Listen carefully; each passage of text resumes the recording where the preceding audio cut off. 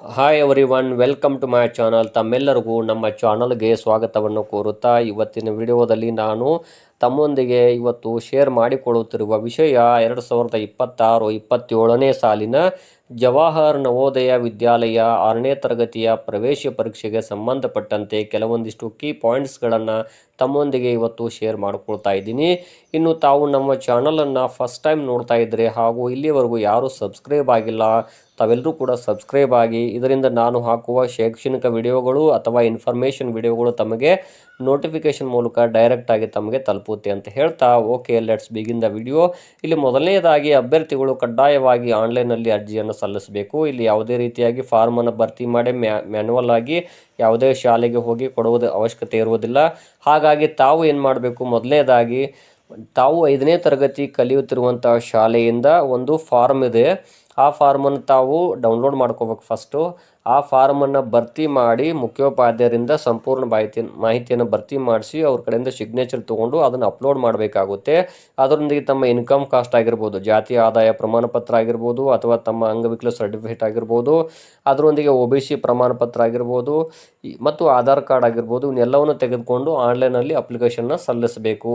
ತಾವು ತಮಗೆ ಹತ್ತಿರ ಇರುವಂತಹ ನೆಟ್ ಸೆಂಟರ್ಗೆ ಹೋಗಿ ತಮ್ಮ ಸಂಬಂಧಿಸಿದಂಥ ಎಲ್ಲ ದಾಖಲೆಗಳು ಮತ್ತು ಕಡ್ಡಾಯವಾಗಿ ಮೊಬೈಲ್ ತೆಗೆದುಕೊಂಡು ಹೋಗಿ, ಯಾಕಂದರೆ ಇಲ್ಲಿ ಎಲ್ಲವೂ ಕೂಡ ಮೊಬೈಲಿಗೆ SMS ಮೂಲಕನೇ ಇಲ್ಲಿ ಅಪ್ಲಿಕೇಶನ್ನ ಸಲ್ಲಿಸ್ತಾರೆ. ಹಾಗಾಗಿ ಇನ್ನು ಎರಡನೇದಾಗಿ ವಿದ್ಯಾರ್ಥಿಗಳ ವಯಸ್ಸು 10ರಿಂದ 12 ವರ್ಷ ವಯಸ್ಸಾಗಿರಬೇಕು. ಯಾಕಂದರೆ ಇಲ್ಲಿ ಲಿಮಿಟೆಡ್ ವಯಸ್ಸಿರುತ್ತೆ. ಯಾಕಂದರೆ ಇಲ್ಲಿ ನೋಡ್ತಾ ಹೋಗಿ ಜನ್ಮ ದಿನಾಂಕ ಬಹಳ ಇಂಪಾರ್ಟೆಂಟ್ ಅಂತ ತಿಳಿಸಿರ್ತಾರೆ. 1ನೇ ಮೇ 2014ಕ್ಕಿಂತ ಪೂರ್ವದಲ್ಲಿ ಜನಿಸಿರಬಾರ್ದು. ಅಂದರೆ ಇಲ್ಲಿ ಮೇ 1, 2014 ನಂತರ ಜನಿಸಿದಂಥ ವಿದ್ಯಾರ್ಥಿಗಳು ಮತ್ತು 31ನೇ ಜುಲೈ 2016 ನಂತರ ಜನಿಸಿರಬಾರ್ದು ಅಂತ ಹೇಳಿದ್ದಾರೆ ಅವರು. ಹಾಗಾಗಿ ಇಲ್ಲಿ ಡೇಟ್ ಆಫ್ ಬರ್ತ್ ತಮ್ಮದು ಸರಿಯಾಗಿ ನೋಡ್ಕೊಳ್ಳಿ. ಜನ್ಮ ದಿನಾಂಕ ಪ್ರಮಾಣ ಪತ್ರ, ಡೇಟ್ ಆಫ್ ಬರ್ತ್ ಸರ್ಟಿಫಿಕೇಟ್ ನೋಡ್ಕೊಳ್ಳಿ, ಅಥವಾ ಶಾಲಾ ದಾಖಲೆಗಳಿರುವಂಥ ಡೇಟ್ ಆಫ್ ಬರ್ತನ್ನು ನೋಡ್ಕೊಳ್ಳಿ. ಇಲ್ಲದೇ ಇದ್ದರೆ ತಮ್ಮ ಅಪ್ಲಿಕೇಶನ್ ರಿಜೆಕ್ಟ್ ಆಗುತ್ತೆ. ಹಾಗಾಗಿ ಇನ್ನು 4ನೇದಾಗಿ ಸ್ವಂತ ಜಿಲ್ಲೆಯ ವಿದ್ಯಾರ್ಥಿಗಳಿಗೆ ಮಾತ್ರ ಅವಕಾಶವಿದೆ. ಅಂದರೆ 5ನೇ ತರಗತಿ ಕಲಿಯುತ್ತಿರುವ ಶಾಲೆಯ ಜಿಲ್ಲೆಯ ವಿಳಾಸವೇ ತಮ್ಮ ಸ್ವಂತ ವಿಳಾಸವಾಗಿರಬೇಕು.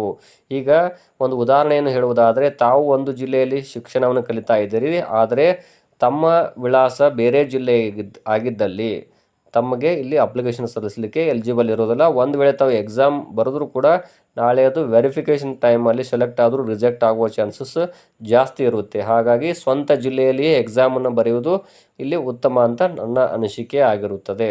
ಹಾಗಾಗಿ ಇನ್ನು ಶಾಲೆ ವಿಳಾಸ ಬೇರೆ ಜಿಲ್ಲೆ ಆಗಿರಬಾರ್ದು. ಈಗ ನೀವು ಉದಾಹರಣೆ ಹೇಳಿದಾಗಲೇ ನಾನು ಒಂದು ಜಿಲ್ಲೆಯಲ್ಲಿ ತಾವು ಕಲಿತಾ ಇದ್ದರೆ ಇನ್ನೊಂದು ಜಿಲ್ಲೆ ವಿಳಾಸಗಳಿದ್ದಲ್ಲಿ ಅಲ್ಲಿ ಅವಕಾಶ ಇರೋದಿಲ್ಲ. ಯಾಕಂದರೆ ಸ್ವಂತ ಜಿಲ್ಲೆಯವರಿಗೆ ಇಲ್ಲಿ ಹೆಚ್ಚಿನ ಅವಕಾಶವನ್ನು ನೀಡಲಾಗಿದೆ.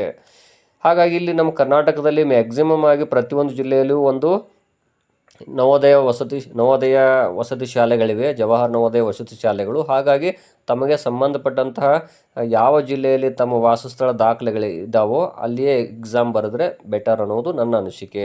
ಇದಕ್ಕಾಗಿ ವಾಸಸ್ಥಳ ಪ್ರಮಾಣ ಪತ್ರ ಪಡೆದುಕೊಂಡಿರಬೇಕು.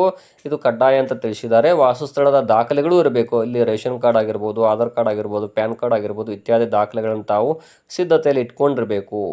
ಇನ್ನು 6ನೇದಾಗಿ ಅಭ್ಯರ್ಥಿಯು 5ನೇ ತರಗತಿಯನ್ನು ಯಾವುದೇ ಸರ್ಕಾರಿ ಅನುದಾನ ರಹಿತ ಶಾಲೆಯಲ್ಲಿ ಕಲಿಯುತ್ತಿರಬೇಕು. ಅಂದರೆ ಇದು ಈ ವರ್ಷ 2025-26ನೇ ಸಾಲಿನಲ್ಲಿ, ಅಂದರೆ ಇದೇ ವರ್ಷವೇ 5ನೇ ತರಗತಿ ಕಲಿತಾ ಇರಬೇಕು. ಮತ್ತು ಇಲ್ಲಿ ಎಕ್ಸಾಮ್ ಬರೋದ ನಂತರ ಇಲ್ಲಿ 5ನೇ ತರಗತಿ ಉತ್ತೀರ್ಣರಾಗಿರುವಂತಹ ಸರ್ಟಿಫಿಕೇಟ್ ಅಥವಾ ಮಾರ್ಕ್ಸ್ ಕಾರ್ಡ್ ಕೂಡ ಅವರ ಹತ್ರ ಲಭ್ಯ ಇರಬೇಕು ಅಂತ ಅವರು ತಿಳಿಸಿದ್ದಾರೆ. ಇನ್ನು 7ನೇದಾಗಿ ಇಲ್ಲಿ ರಿಪೀಟೆಡ್ ವಿದ್ಯಾರ್ಥಿಗಳಿಗೆ ಅವಕಾಶವಿರುವುದಿಲ್ಲ. ಈ ಬಗ್ಗೆ ಜವಾಹರ್ ನವೋದಯ ವಿದ್ಯಾಲಯ ಸಮಿತಿ ಅವರು ಬಹಳ ಎಚ್ಚರಿಕೆಯಿಂದ ಹಿಂದಿನ ವರ್ಷಗಳ ಡೇಟಾವನ್ನು ಪರಿಶೀಲಿಸಲಾಗುತ್ತದೆ ಎಂದು ತಿಳಿಸಿದ್ದಾರೆ. ಹಾಗಾಗಿ ಕಳೆದ ವರ್ಷ ಎಕ್ಸಾಮ್ ಬರೆದವರು, ನವೋದಯ ಎಕ್ಸಾಮ್ ಬರೆದವರಿಗೆ ಈ ವರ್ಷ ಅವಕಾಶ ಇರೋದಿಲ್ಲ. ಒಂದು ವೇಳೆ ಅಪ್ಲಿಕೇಶನ್ ಸಲ್ಲಿಸಿದಲ್ಲಿ ಅವರ ವೆರಿಫಿಕೇಷನ್ ಆಗ್ತದೆ, ತದನಂತರ ಅವರ ಹಾಲ್ ಟಿಕೆಟ್ ಇಲ್ಲಿ ಬರುತ್ತೆ. ಒಂದು ವೇಳೆ ಕಳೆದ ವರ್ಷ ಬರೆದಿದ್ದಲ್ಲಿ ಈ ವರ್ಷ ರಿಜೆಕ್ಟ್ ಆಗೋ ಚಾನ್ಸಸ್ ಬಹಳ ಇರುತ್ತದೆ. ಇನ್ನು 8ನೇದಾಗಿ ಕಳೆದ ವರ್ಷ ಪರೀಕ್ಷೆ ಬರೆದಂತಹ ಅಥವಾ ಕಳೆದ ವರ್ಷ 5ನೇ ತರಗತಿ ಪಾಸ್ ಆದವರಿಗೆ ಈ ಅವಕಾಶ ಇರುವುದಿಲ್ಲ. ಒಂದು ವೇಳೆ ತಾವು ಈ ವರ್ಷ 6th ಸ್ಟ್ಯಾಂಡರ್ಡ್ ಇರ್ತೀರಿ, ಆದರೂ ಕೂಡ ಅಪ್ಲಿಕೇಶನ್ ಸಲ್ಲಿಸಿದ್ದಲ್ಲಿ ಅದು ರಿಜೆಕ್ಟ್ ಆಗೋ ಚಾನ್ಸಸ್ ಜಾಸ್ತಿ ಇರುತ್ತದೆ. ಇನ್ನು 9ನೇದಾಗಿ ಪರಿಶಿಷ್ಟ ಜಾತಿ, ಪರಿಶಿಷ್ಟ ಪಂಗಡ, OBC ಅವರು ಕಡ್ಡಾಯವಾಗಿ ಜಾತಿ ಮತ್ತು ಆದಾಯ ಪ್ರಮಾಣ ಪತ್ರಕ್ಕೆ ಅರ್ಜಿಯನ್ನು ಸಲ್ಲಿಸಿ ಪಡೆದುಕೊಂಡಿರಬೇಕು. ತಮ್ಮ ಹತ್ರ ಈಗಾಗಲೇ ಅರ್ಜಿ ಸಲ್ಲಿಸುವ ಟೈಮಲ್ಲಿ ಅದು ಲಭ್ಯವಿರಬೇಕು ಅಂತ ಅವರು ತಿಳಿಸಿದ್ದಾರೆ. ಇನ್ನು 10ನೇದಾಗಿ ಪ್ರತಿ ವಿದ್ಯಾರ್ಥಿಗೂ 3, 4 ಹಾಗೂ 5ನೇ ತರಗತಿಯನ್ನು ಅಧ್ಯಯನ ಮಾಡಿ ಪಾಸ್ ಆಗಿರಬೇಕು ಹಾಗೂ 2025-26ನೇ ಸಾಲಿನಲ್ಲಿ ಪೂರ್ಣ ಶೈಕ್ಷಣಿಕ ವರ್ಷ ಮುಗಿಸಿರಬೇಕು. ಈ ವರ್ಷ 5ನೇ ತರಗತಿ ಸಂಪೂರ್ಣ ಕ್ಲಿಯರ್ ಆಗಿರಬೇಕು. ಅಲ್ಲಿ ಫೇಲ್ ಆಗಿರಬಾರ್ದು ಅಥವಾ ಇಲ್ಲಿ ಅನುತ್ತೀರ್ಣರಾಗಿರಬಾರ್ದು ಮತ್ತು ಇಲ್ಲಿ ಪೂರ್ಣ ಶೈಕ್ಷಣಿಕ ವರ್ಷ ಕಂಪ್ಲೀಟ್ ಆದಂತಹ ಒಂದು ಮಾರ್ಕ್ಸ್ ಕಾರ್ಡ್ ಇರಬೇಕು, ಅವರ ಹತ್ರ ಟಿ ಸಿ ಕೂಡ ಇರಬೇಕಂತ ತಿಳಿಸಿದ್ದಾರೆ. ಇನ್ನು 11ನೇದಾಗಿ ಆಧಾರ್ ಕಾರ್ಡ್ ಮಾತ್ರ ಇಲ್ಲಿ ಕಡ್ಡಾಯ ಅಂತ ಕೇಳಿದ್ದಾರೆ.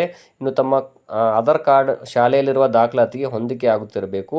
ಹೆಸರು ತಪ್ಪಾಗಿದ್ದಲ್ಲಿ ತಿದ್ದುಪಡಿ ಮಾಡಿಸಿಟ್ಕೊಳ್ಳಿ. ಆಧಾರ್ ಕಾರ್ಡ್ನಲ್ಲಿ ಏನಾದರೂ ಹೆಸರು ಮಿಸ್ಟೇಕ್ ಇದ್ದರೆ ಶಾಲೆಯಲ್ಲಿರುವಂಥ ದಾಖಲಾತಿಗೆ ಈಗಲೇ ತಿದ್ದುಪಡಿ ಮಾಡಿಟ್ಕೊಳ್ಳಿ.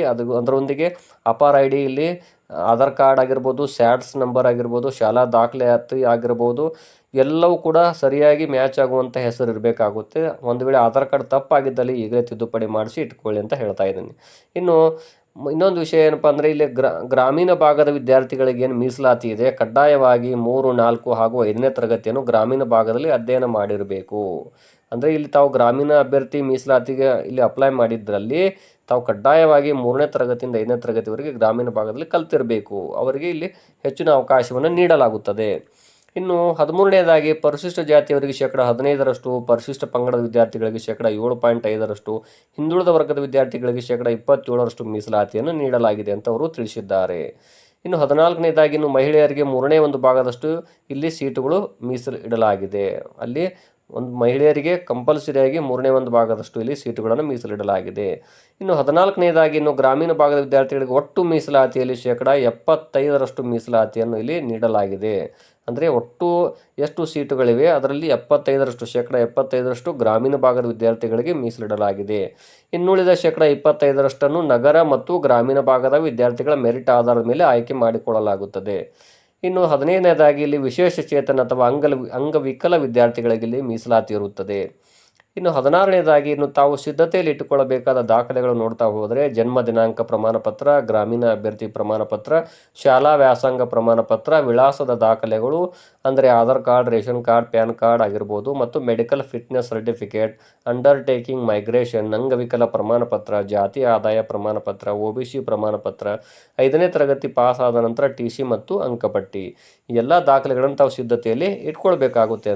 ಹಾಗಾಗಿ ತಾವುಗಳು ಕೂಡ ನಮ್ಮ ಈ ವಿಡಿಯೋವನ್ನು ನೋಡಿ ಯಾರಿಗೆ ಉಪಯುಕ್ತ ಆಗುವಂತಿದ್ದರೆ, ಯೂಸ್ಫುಲ್ ಆಗುವಂತಿದ್ದರೆ ಅವರಿಗೆ ಶೇರ್ ಮಾಡಿ ಅಂತ ಹೇಳ್ತಾ ಇದ್ದೀನಿ ಮತ್ತು ಧನ್ಯವಾದಗಳನ್ನು ತಿಳಿಸ್ತಾ ಇದ್ದೀನಿ. Thank you.